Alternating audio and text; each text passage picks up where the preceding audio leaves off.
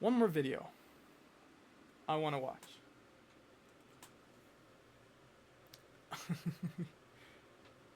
Look at this shit, man. Welcome, wrestling enthusiasts. The Ultimate Unknown WWE Icebergs Part 1. This is 2.5 hours long.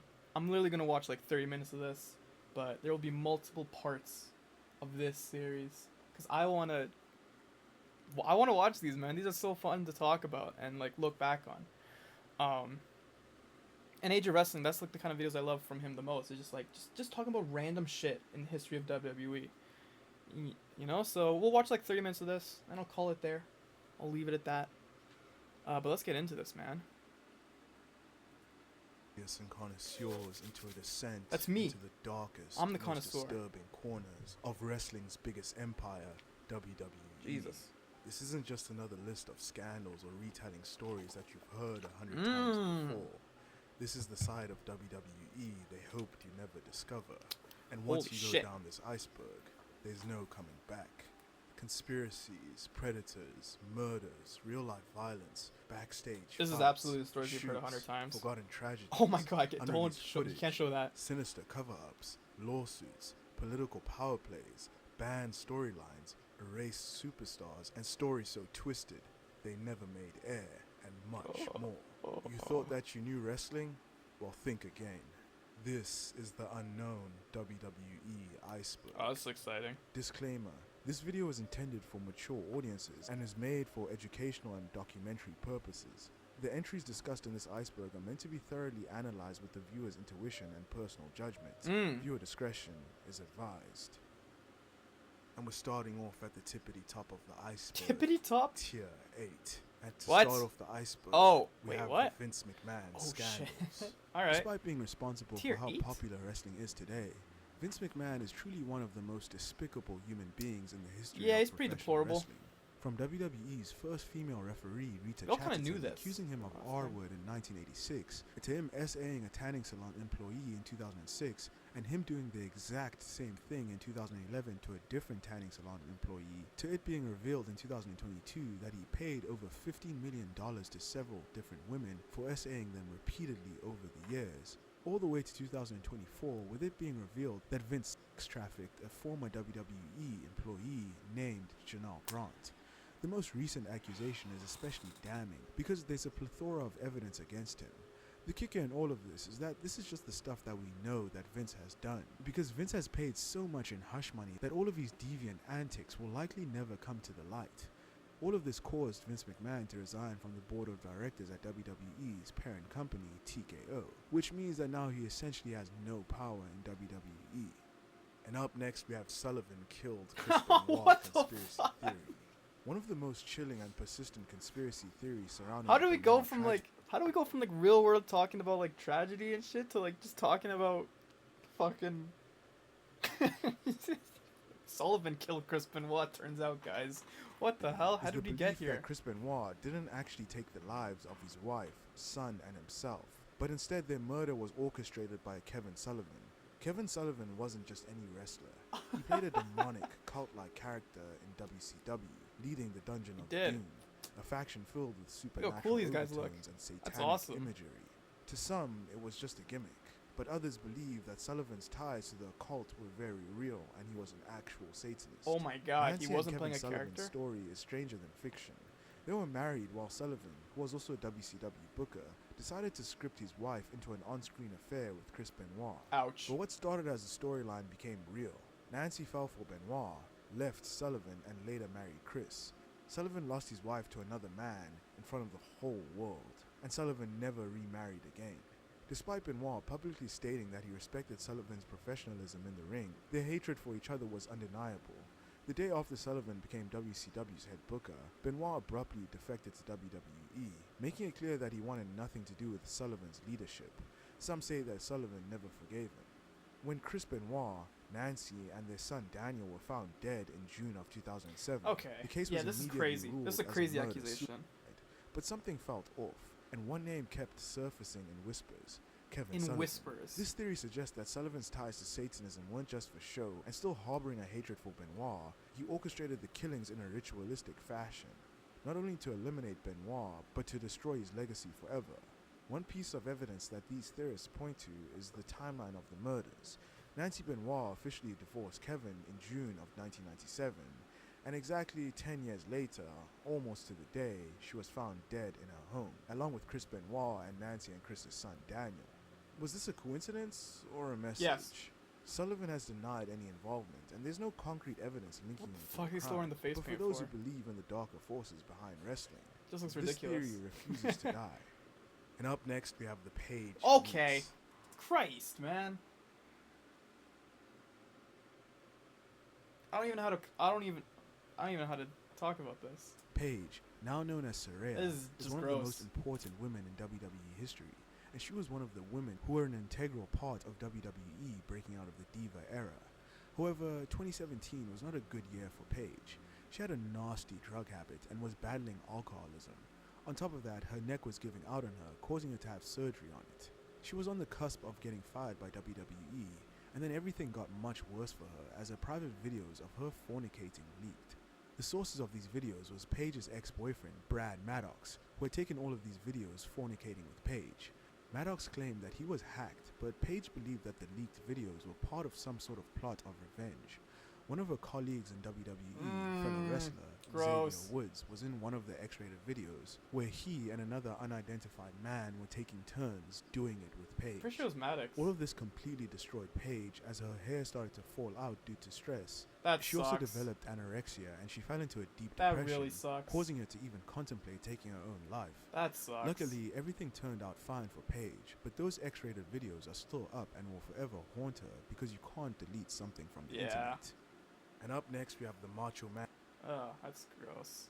Oh, speaking of gross. and Randy Savage and Stephanie McMahon relationship conspiracy Alleged theory. conspiracy. The Macho Man was a two-time WWF champion and one of the most popular figures in WWE history. However, at the end of 1994, on an episode of I Monday don't know Night why this Raw, persists. Vince McMahon abruptly announced that Randy Savage had left the company. The Macho Man jumped ship to WCW, but he Never never went returned back. to WWE, even Never. after the closure Which of is WCW, insane. and was barely acknowledged on WWE television at all until he passed away in 2011. And Savage's WWE Hall of Fame induction came about 4 years later in 2015. There was clearly some bad blood between Vince McMahon and Randy Savage, and many people attributed to Vince taking it personally when Savage left for WCW. However, there's a conspiracy theory out there that says that the real reason for Savage's exit from WWE and the subsequent fallout with Vince was due to Savage having a not safe for work affair with Vince's daughter, Stephanie, when she was only 17 years old. This was after Savage had divorced Miss Elizabeth.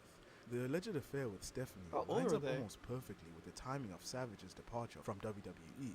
What added more fuel to the fire was when Triple H made disparaging comments about the Macho Man in 2004, and Savage responded by threatening to steal the game's girl, Stephanie. This theory persists as one of the longest standing conspiracy theories That was like in all it of though, wrestling. right? And up next we have the Montreal Screwjob was a What? woke conspiracy theory. The Montreal Screwjob is one of the most controversial and infamous incidents in wrestling history. Whoa. The plot by Vince McMahon to screw Bret Hart and prevent him from taking the WWE title to WCW has been talked about ad nauseum. Oh my However, god. there are several wrestling fans and even wrestlers like Scott Hall, Kevin Nash, and Road Dogg who believe the Montreal Screwjob was one big work. Wait, This is Road mainly Dogg? because everyone involved benefited massively from the ordeal. It garnered mainstream media attention for WWE, and Shawn Michaels was crowned WWF champion and became the unquestionable top heel in the company. Vince McMahon also became an on-screen character as the evil boss, which in turn allowed Stone Cold Steve Austin to become the biggest babyface in company history. And despite how things transpired, in the long term, Bret Hart secured a lucrative deal with WCW and left WWF as a sympathetic babyface. He was gonna leave anyway. Someone who could have been a huge success in WCW if booked properly. And up next, we have the Ring Oh, Boy gross. scandal. This is The already WWE gross. Ring Boy scandal I hate this. refers to a controversy that unfolded in the early 1990s involving Ew. allegations of SA and exploitation of underage boys who worked as ring crew members for the WWE. The scandal first came to light in 1992 when Tom Cole, a former ring boy, filed a lawsuit against Pat Patterson, Terry Garvin, and Mel Phillips, who were all prominent figures in WWE at the time. Cole alleged that he and other boys had been SA'd by these three men. As the legal battle unfolded, more and more ring boys came forward with similar allegations. Pat Patterson, Terry Garvin, and Mel Phillips all had different accusations lobbied toward them. Tom Cole accused Pat Patterson of fondling his private areas on numerous occasions when he was only 13 years old, and constantly licking his lips while ogling him. Terry Garvin was very similar to Pat Patterson, but only in a more open way.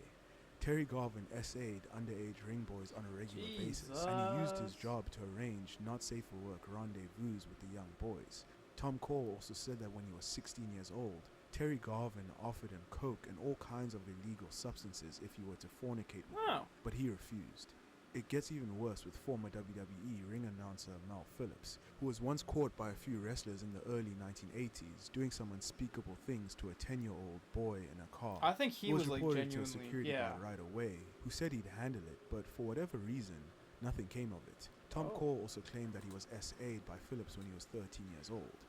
Mel Phillips was also accused of videotaping some of the disturbing acts that he committed with these young boys.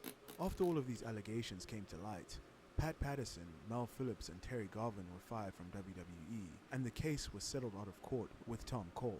Pat Patterson was the only one of these predators to get rehired by WWE. He came back. And up next we have the crazy. ghost of Owen Hart haunting Kemper Oh, for Arena. fuck's sakes. On May 23, 1999, professional wrestling changed forever.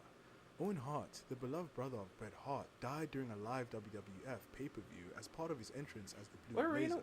Owen was said to be lowered from the rafters by cable, but the release mechanism triggered too early and he fell nearly 80 feet, striking the ropes and then the ring. He was rushed to hospital, but it was too late. Oh man, this sucks. The Kemper Arena has been plagued by chilling rumors. Many Arena. believe that Owen's spirit still haunts the place where his life ended.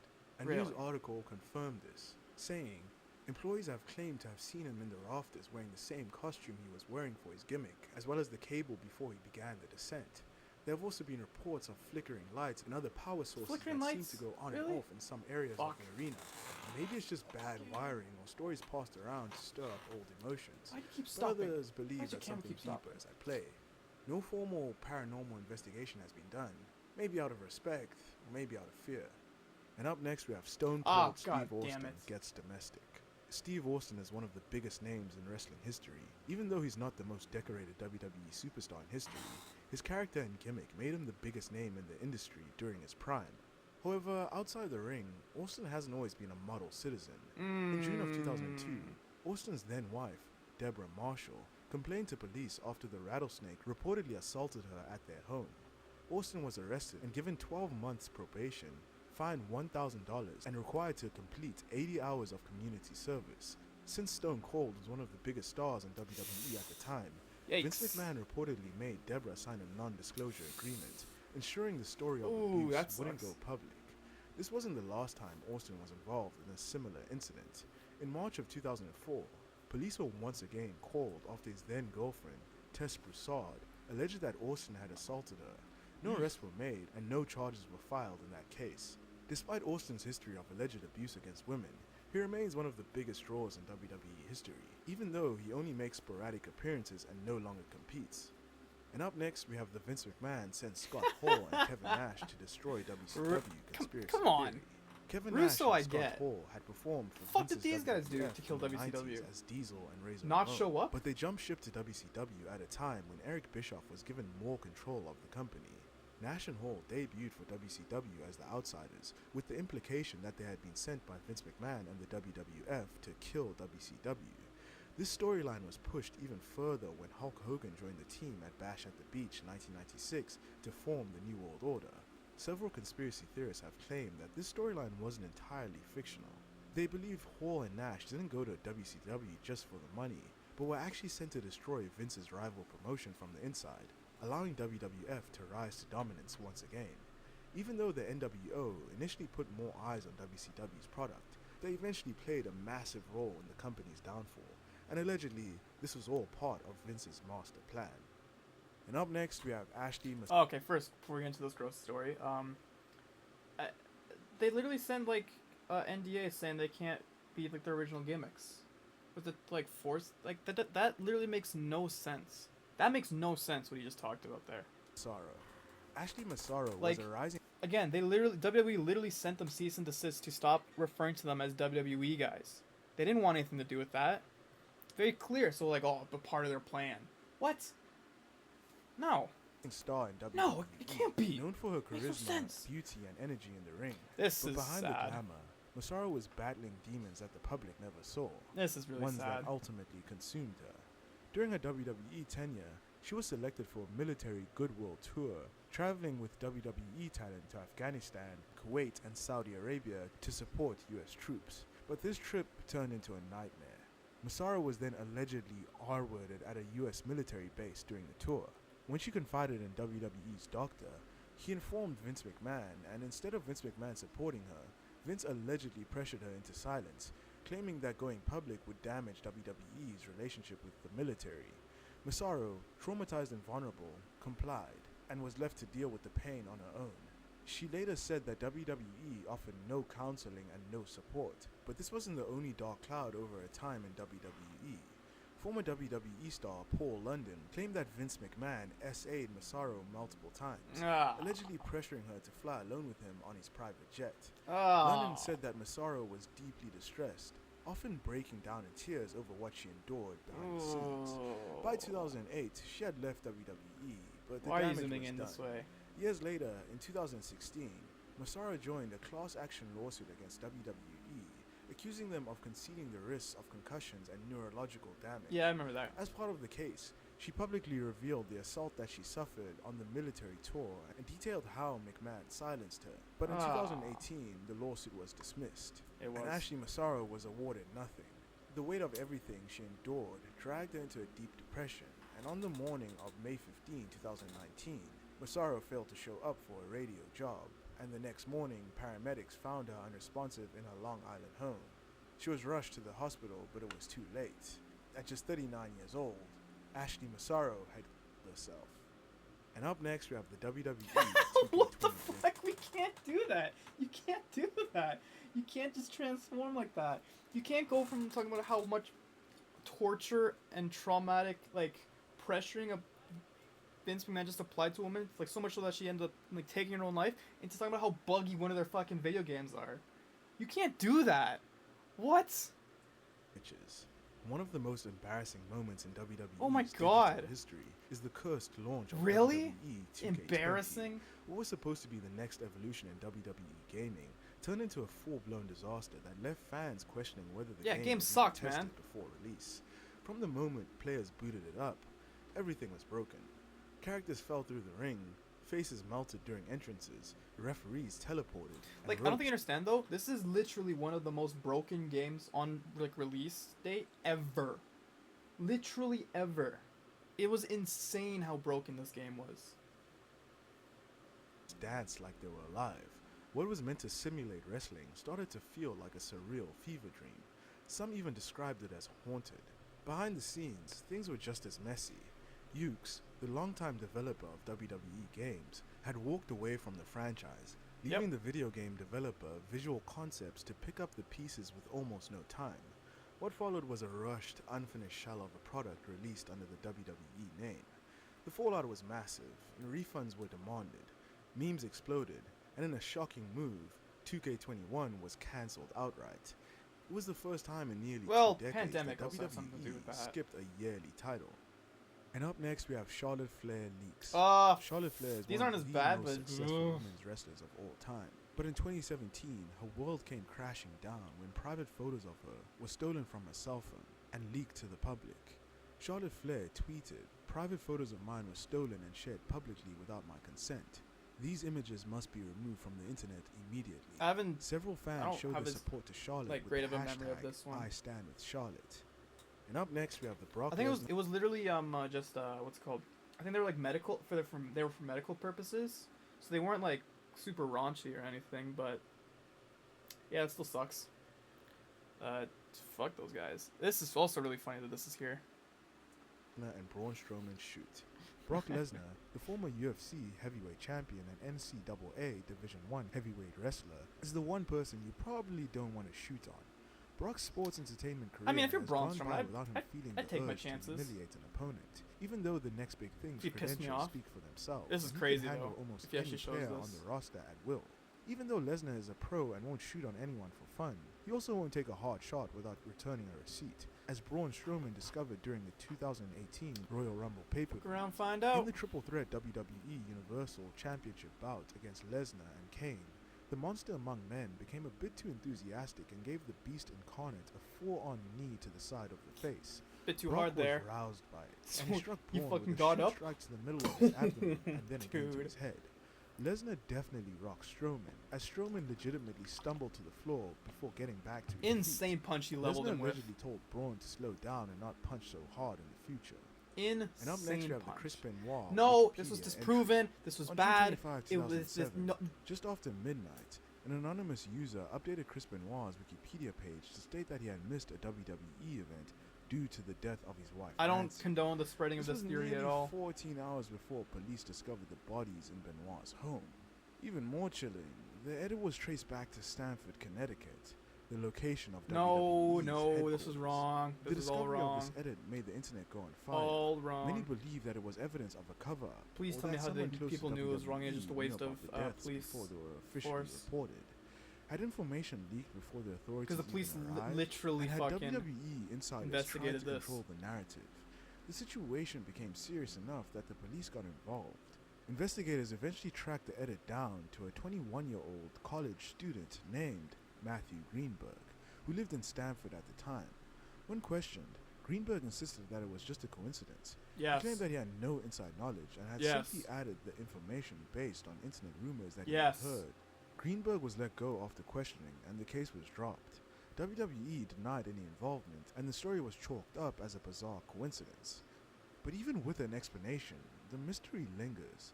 The odds of a How? random Wikipedia edit predicting a murder hours before it was officially discovered are astronomically low. You know what's Was it truly crazy? a case of blind speculation? Is like that setup and Was everything you just Matthew explained Greenberg involved in the literally showcases how it could have just been a massive coincidence. He was literally just reading wrestling forums that were like speculating why Chris Benoit missed the date, and then he's like, oh, maybe his wife died or something. And so that he just literally just went to Wikipedia. He's like, oh, okay, that's what it's gonna be now. And they even like just surpassed all the editors and that kind of shit. And so yeah, like that he literally just laid out perfectly why it could just totally be a coincidence. That was a perfectly reasonable explanation as to why it was a coincidence.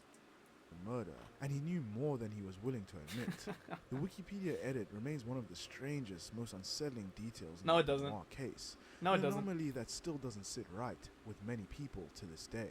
So it's fine with And me. up next, we have the Roman Reigns. I'm not even gonna acknowledge this one. We're gonna skip this one, cause that's terrible. And up next, we have the Draws incident. Draws was a natural athlete, This sucks. a former NFL player who transitioned into wrestling with an This unconventional sucks to gimmick, see. as he had the ability to vomit on command, earning him He's the gonna nickname Puke. puke. However, He's on October gonna 5, puke. 1999, during a taping of SmackDown, Draws' life would change. Draws faced D'Lo Brown in what should have been a routine match, but one move changed everything. Brown went for his running powerbomb, a move that he had executed countless times before. Yeah, this But sucks. this time, something went wrong. Accounts vary. Some say Draws' loose shirt made it difficult for Yeah, it's D'Lo loose. Brown to get a proper grip. Gear. Others suggest it something. was a slip, but what's Something. undeniable is the landing.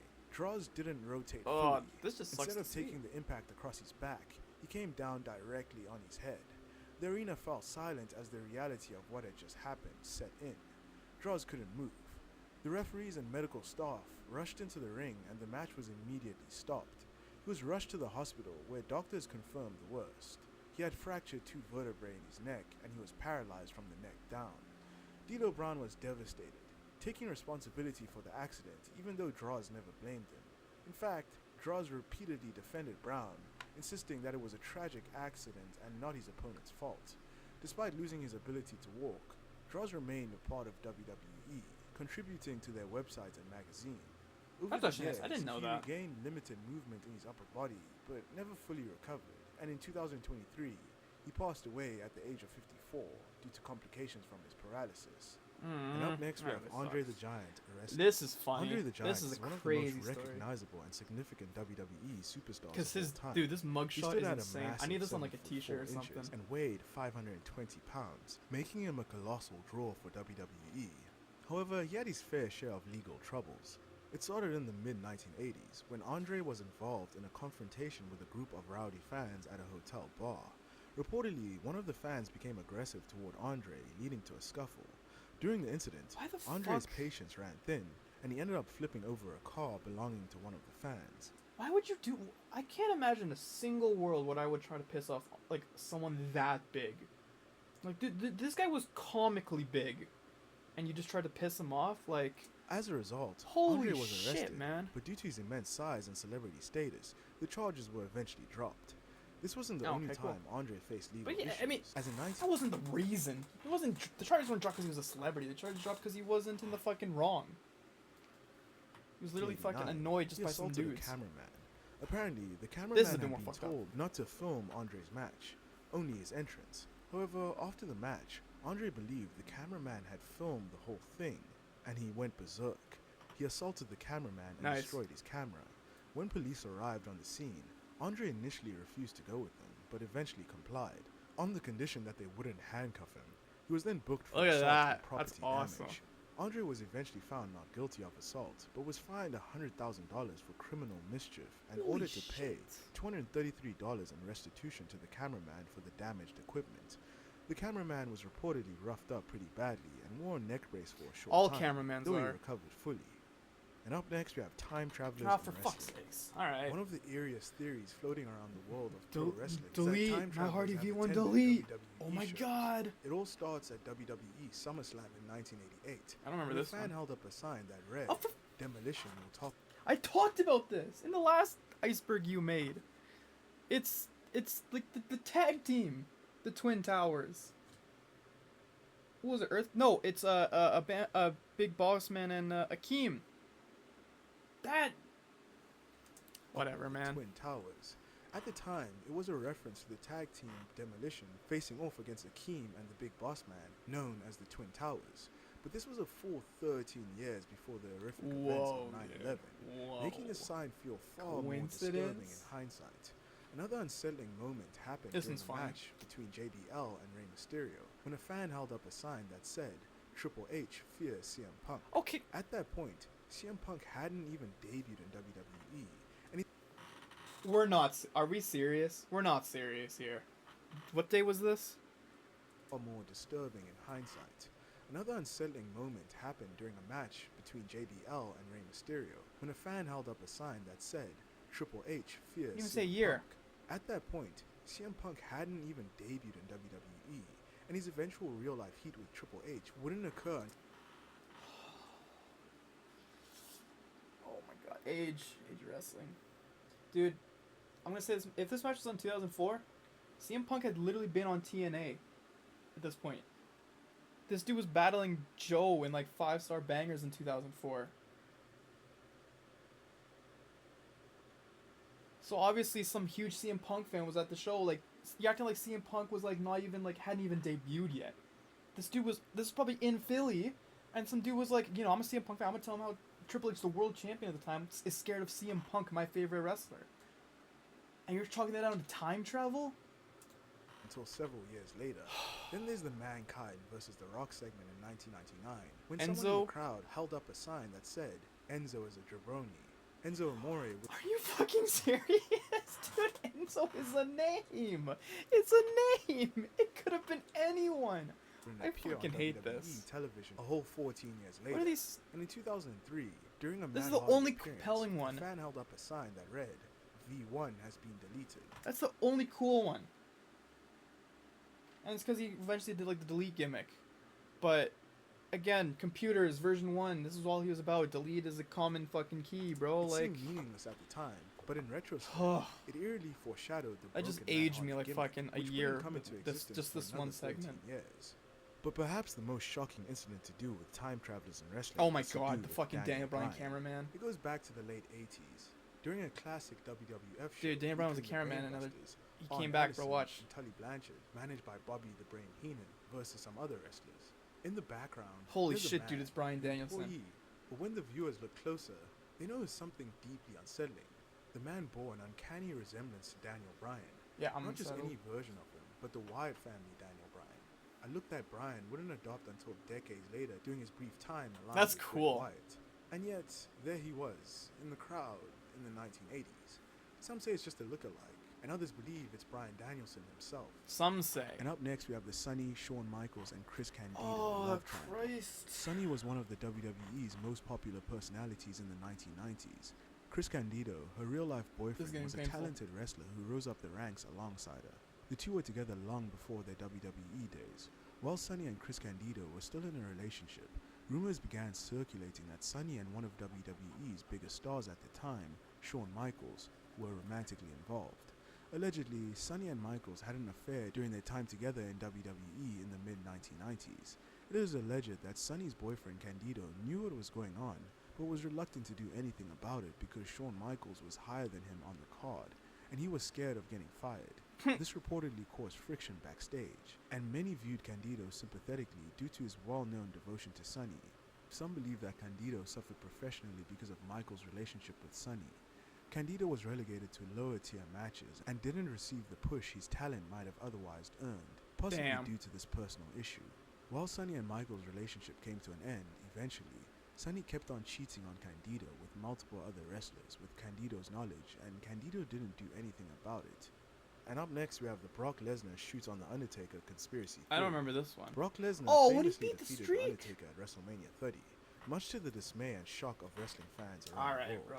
This conspiracy theory suggests that Brock was actually supposed to lose the match, but instead, he thought, he was supposed to "Screw it, lose? I'm taking the win," and went into business for himself. According to this theory, Brock dumped the tired, aging Undertaker on his head, causing him to suffer a concussion and then legitimately pinning him, ending the streak for real. What makes this theory especially interesting is that Paul Heyman himself was the one who first brought it up publicly and heavily implied that Brock Lesnar stole the win that night. And up next, we have the Hulk Hogan Oh, for leaks. fuck's sakes. Hulk Hogan is one of the most popular wrestlers of all time. This is the grossest of the gross. But in 2012, a sex tape featuring Hulk Hogan and Heather Clam, the then wife of Hogan's best friend and radio personality, Bubba the Love Sponge, was leaked to the public. The tape was recorded without Hogan's consent, allegedly by Bubba, who reportedly had an open relationship with his wife, allowing her to sleep with other men. The tape was widely condemned and ridiculed, leading to significant embarrassment for Hogan. The scandal tarnished his public image as an all-American hero. It got worse in 2015 when audio leaked from the tape that revealed that Hogan had made racist comments.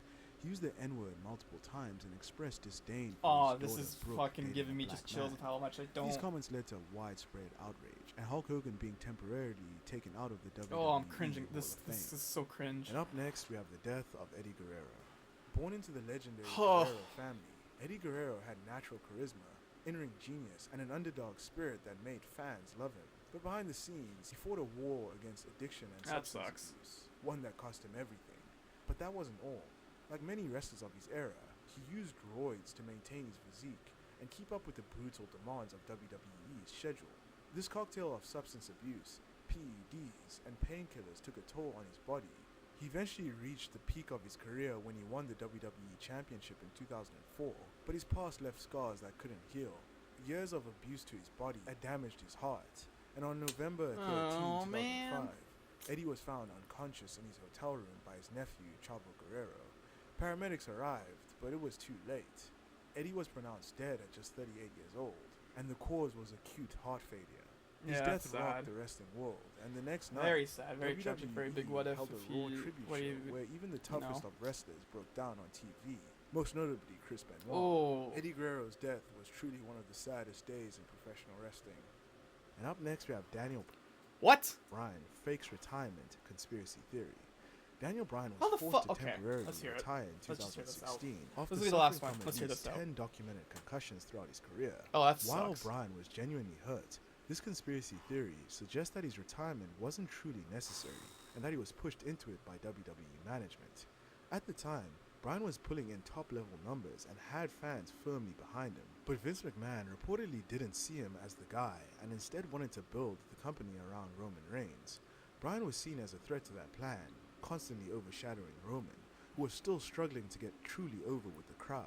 So, according to this theory, WWE refused to clear Bryan, not because he wasn't healthy, but because they wanted to keep him out of the spotlight. Daniel Bryan pursued experimental therapies and extensive rehab, eventually getting cleared by multiple independent doctors, but WWE still refused to clear him. At the time, the company was involved in a concussion-related lawsuit, and Bryan had a history of downplaying his injuries, giving WWE another excuse to keep him shelved. But the Ugh, situation that's- shifted that's- that's as Bryan's kinda like WWE it. That's contract an interesting neared its motive. expiration date. More of the He made it concussion clear that loss he and would stuff. return to the ring, with or without WWE, and even New Japan Pro Wrestling showed interest in signing him. Actually, Another layer to okay. this conspiracy theory. I think fake retirement is the wrong word. Maybe forced into it is a bit more appropriate, but I do remember though that like I might just him saying like I'm just gonna leave if you don't fucking like clear me, which yeah, that was a big thing at the time, and people were kind of like, I do remember people at the time just kind of being like, why, what the hell, WWE? I've seen other doctors he's cleared. Is that WWE only cleared him at the last minute to stop him from wrestling elsewhere. A Yeah. move made out of business desperation, not concern for his health. And up next we have Vince McMahon. We're gonna leave it there. Get back into this probably Wednesday. I love this series. I love talking about shit like this. This is so fucking it's funny just to see. Ugh. But I think I'm gonna end the stream there. Thank you guys so much for watching, tapping in. Like I said, I'll be back on the stream Wednesday. Talk more about the sumo tournament. Talk about New Japan Pro Wrestling Destruction. The follow up from that. And then, yeah, just watch some more videos, man. You know how it is. It's easy stuff out here. Not easy. Okay, not easy. Sorry. I'm not downplaying. Sorry, guys. You don't understand. Being a live streamer is fucking difficult, man. I'm sweating bullets over here, man, on this pedestal that I'm on. But, yeah, I'm going to end it there.